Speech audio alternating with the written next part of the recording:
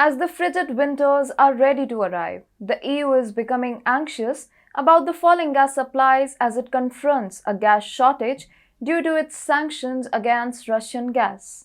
While this is happening, Ukraine, for which all of the European countries have done all in their power to ensure that Ukraine wins the war against Russia, is moving on with its own goals. What goals? Stay tuned till the end. Hello and welcome to TFI Global, the foreign affairs and geopolitical analysis arm of the TFI Media Group. I'm your host Vedika, and if you haven't subscribed to the TFI Global channel yet, hit the subscribe button right away. Ukraine is going the extra mile to extract its pound of flesh from the EU by stockpiling the EU's share of gas.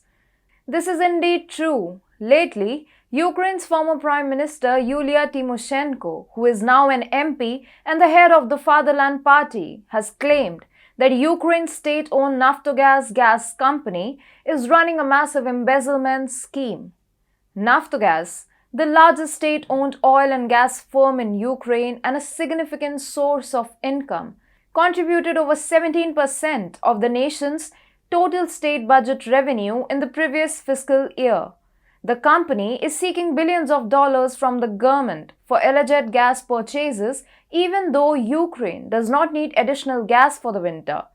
Tymoshenko claims that a measure being passed by Ukrainian lawmakers will provide Naftogaz with the funding it needs to make the gas acquisitions. The corporation will receive 150 billion hryvnias from the budget to purchase 6 billion cubic meters of natural gas from abroad. Yulia Tymoshenko claimed that the foreign aid Ukraine got is now being used to buy the gas it doesn't need. Ukraine aims to gain from the European gas shortage that is currently in place. The MP further claims that Ukraine already produces and has enough gas stored to last through the winter and may even get up to 7 billion more cubic meters of gas during the forthcoming heating season. But it's obvious what Ukraine is attempting to achieve in this situation. It is attempting to cut off the already limited gas supply to the EU. EU has recklessly given Ukraine economic and military assistance, but Ukraine is stabbing on EU's back for its own reasons. Of course, the additional financial and military aid, without much hassle of paying them back, is one of the reasons. Such actions are not being undertaken by Ukraine for the first time. Ukraine has previously attempted to rattle the EU's nerves. For instance, in mid-May, Ukraine suspended operations of the Novopskop compressor station that delivers around a third of gas piped from Russia to Europe via Ukraine. Additionally, it stopped the delivery of wheat to Europe and other developing nations in an attempt to obtain weapons and money. Furthermore, it denied demining the ports but blamed Russia for impending traffic via the Baltic Sea. It also warned Canada of taking Ottawa to the court if it delivered the turbine to Russia to restart the Nord Stream 1 gas pipeline. All above, it routinely demanded funding of $8 to $9 billion per month to support the country while at war. Even after obtaining sizable guns from the West that it sells on the illegal market, it has questioned the West's pace of weapon delivery.